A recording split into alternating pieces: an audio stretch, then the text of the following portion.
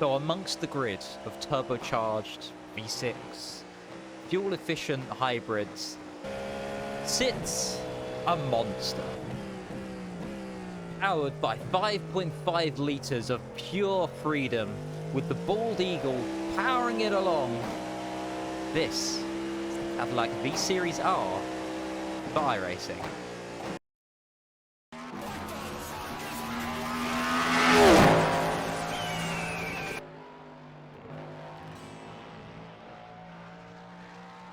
So yes, we have finally got our hands on another top-class prototype for the service, and I am super excited to make this video today. A couple of seasons back, we got the BMW GTP, and it was brilliant. It was everything that we wanted, but it felt lacking. It felt unfinished. So iRacing turned around and said, okay, we'll finish it. We'll give you the Cadillac as well. So what is a GTP car? What is the LMDH/GTP car? Whatever you want to call it. It is the top class prototype that races in both the IMSA and the World Endurance Championship, including at the 24 Hours of Le Mans, which kicks off in about 24 hours from me recording this video. We have at our disposal a 670 horsepower, naturally aspirated, hybrid powered 5.5 litre V8 engine. Couple that to the hybrid system makes this thing one hell of a beast on corner exit to tame. The torque is off the scale instant. And not only is it extremely powerful, but it is extremely grippy with tons and tons of downforce. Not quite as much as the LMP1s, but it still definitely sticks, and it is a super joy to drive. Now, I could sit here and ramble on about it, or we could go onto the track and drive it. So I'm going to go take part in a 10-minute AI race at the Sebring International Raceway here on iRacing. One of my favorite tracks. This car is very, very, very quickly becoming one of my favorite cars. So yeah, let's just jump onto the track, do some racing in the new Cadillac V-Series R. Get ready, going green. Alrighty, here we go. 10-minute race against the AI here at Sebring in the new Cadillac GTP V-Series R. Super looking forward to this one. The pace car is in. First gear, and away we go, and we get an excellent start. We have such more torque than the BMW that's ahead of us. We are almost pushing him along the back straight here, but there's absolutely nowhere to go. As we head up to the first corner, we're on the outside line. Oh, a bit of understeer on the cold tyres. The bump's pushing us wide. I think we might have lost a position to the inside. And now hard on the brakes for the first time. Into turn 2, we're going to have to concede that position to the Caddy. We've got another prototype coming up the inside. I think it's a BMW. Sounds like it. Whoa! And you're seeing there the torque problem that this car has. You try and get any sort of aggressive on the throttle, and instantly the rear wheels just spin up, despite this having quite aggressive traction control, which is actually really nice, and you can work with it. If you're a bit too aggressive, the car will just snap on you.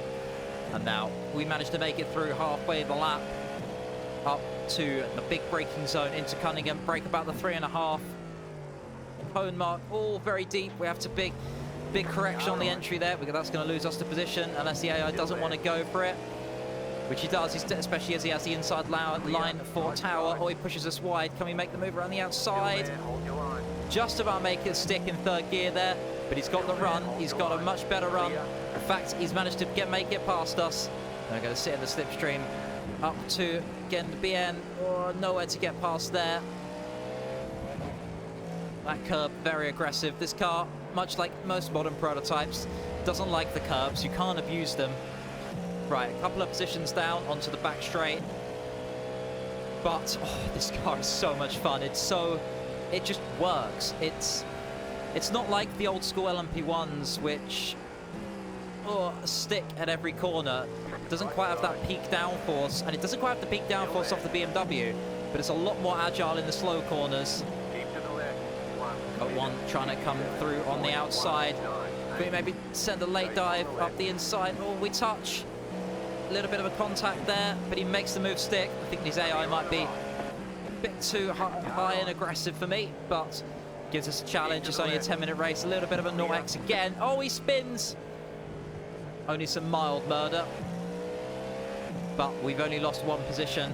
So how does this car drive? As I said, it drives so well, and just that noise, that V8 grumble, the way it just screams at you. Oh. Right side.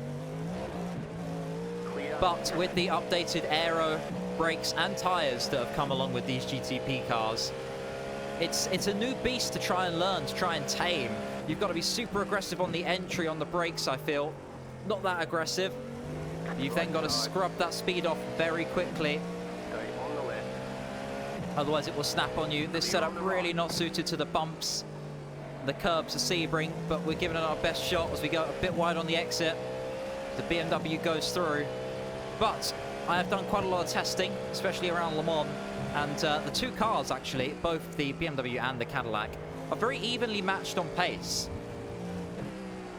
With the Cadillac having a bit more agility in the low speed, BMW having a bit more peak downforce in the high speed, and on the straights, pretty matched to be honest, despite this thing having that massive V8 engine. The spec power and the spec hybrid, which is the same across both cars, really evens them out, so it's totally driver preference about which one you drive, and they both drive very differently. This car, a lot more aggressive, a lot more torquey on the corner exit. You've got to have a very, very, very easy right foot. Oh, tries to punt us there. We get late dived, forced onto the grass by the AI. God, these AI are so aggressive. Stay on the right. You're not getting past me there, Sunshine. Still there, hold your line. Maybe he is, Clear. but we managed to duck into the slipstream. Can we maybe then give him a dose of his own medicine? Brakes super late. Left side. Down into the hairpin. We absolutely barge our way past touring car style there. We are halfway through this 10-minute race already. So we try and gain some time back. The lock-up indicators as well, super helpful. It's nice to be able to see them in this car. You don't want to be locking up too much of the brakes, but it's handy just to have sort of 1 or 2 lights activated. That's where you know you're right on the edge. Of course, no ABS in this thing. It takes a real skill to drive this, but then it's still easy. It's still a top-class prototype that you've got to be driving for 2-3 hours at a time in a stint. You don't want it to be trying to murder you every corner. Unless you give it a reason to, it's fairly tame. But as much as it doesn't sound it, that is.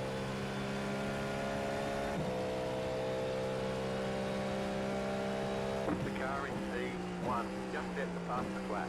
1 minute 43.1. That was a nice sunset. Much better.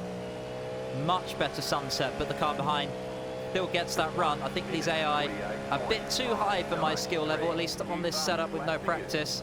As he tries to dive one up the inside, we have to turn out and then turn back in. Because you go wide once again, we're going to have to go defensive down into turn 2. It's going to be a tough scrap between me and Mr. Blue behind us. But I still really haven't found my pace in this car at all yet. It's a total different beast to drive. And the BMW as well, it feels good after the update. It feels a lot better. The brakes on the original version were very sketchy, I found. But much like this Cadillac, you can really be super aggressive on that brake pedal. It doesn't want to lock too much on the entry, but you've got to really scrub that speed off.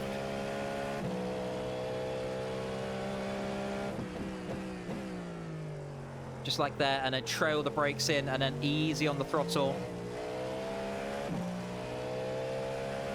But iRacing have done such an excellent job. This is possibly some of the best piece of content that they have got. The sound is spot on, and that's a big selling point in this car. Especially the downshifts. Like, I'm just going to shut up through here.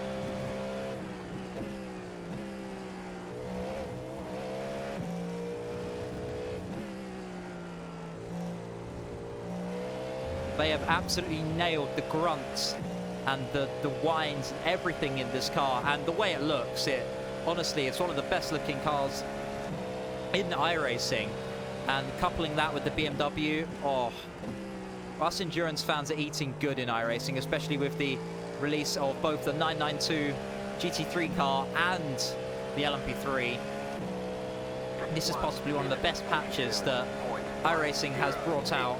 Right, we have 2 laps to go, so we can try and catch up to the guys ahead. Lots of understeer through there. Definitely need some adjustments to this setup to make it work around the bumps of Sebring. I think the car's a bit too stiff, but the setup menu is fairly simple. You've got all your basics, but a couple of handy things we have on this car. We have not only, if we just quickly skip across to the in-car adjustments menu when we head to the back straight, well, you can't see it because it's behind my ugly mug. There's some very handy stuff. We have the MGUK deployment, the brake bias, but a very handy feature in this car, we have brake migration, which was first introduced with the W12. The Mercedes F1 car has found its way across to the Cadillac. The BMW doesn't have it, but it is a super handy trick that really helps you fine-tune your brake pedals. So as you basically release the brakes, the brake bias will adjust itself to it. Really handy, so you can have it more frontwards on the heavy braking zones, but then for the finer braking areas like here, you can make it a bit more rearwards for that extra rotation as the Caddy decides to send on us up the inside. But we should be able to get a decent exit here as we head on to the last lap. Let's chuck it into attack mode and see what we can do. We also, of course, have the ARB settings. I think there's 5 different options for each, so you can adjust how much understeer and oversteer you want based on track conditions. And the white flag, and we are, well, we're plumb dead last in these AI. But maybe we can try and catch this car ahead. So we can try and get a good turn 1 here, drag the brakes in, miss the apex, go wide, pick up another off track, because why the hell not? And then go way too deep into turn 2 and 3 for good measure, but I don't care. This car, it brings a smile to my face, just hearing it, just seeing it on track. And I cannot honestly wait to dive into getting a grip of this car, both in IMSA and the endurance events that there is on iRacing. There's so much potential for this car, but I really need to learn it. I have not got this car at all nailed down.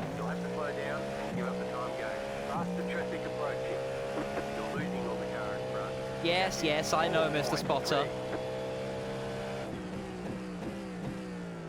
But ignoring the shoddy driving here, this thing is absolutely brilliant in every sense of the word. iRacing, completely hats off to you guys. This is, like I said, possibly one of the best pieces of content, and it came out of nowhere. Like, we were all thinking, oh, we're going to get another LMDH, but what's it going to be? What's going to be the next GTP car that we get? And there was big rumors about the Porsche, maybe the Acura. And then out of nowhere, the one that, to be honest, we were all least expecting, the Caddy, just dropped. And we were like, just give it to me. And I still can't believe it's in iRacing. Like, that's how much of a surprise it was. But I am absolutely all for it. And with the direction that iRacing is going in at the moment, there's nothing, absolutely nothing out there that can beat it. And there we have this 10-minute race finished. I know I drove like terrible, absolutely terrible, but and absolutely roasted by the spotter at the end there, but this car just puts a smile on your face every time you drive it, the way it sounds, the way it looks, with all the extra features as well. It's such an intuitive car to drive, and I am super excited to really learn this going forwards. But all that's left for me to say is thank you very much for watching. Bit of a shorter video this one, but nonetheless, I have enjoyed making it. If you do enjoy, please leave that like. So there we are, guys. That is the Cadillac V-Series R for iRacing. It is absolutely excellent in every sense of the word. If you guys did enjoy this video, please feel free to hit that like button. Subscribe if you want to as well. If you want to see me racing this car live on Twitch, then head over to AJM Racing on there, as I'm going to be putting many, many, many hours into this car in the months and probably years to come. But also have to say thank you for watching, and I will see you guys in the next one. See you later, guys.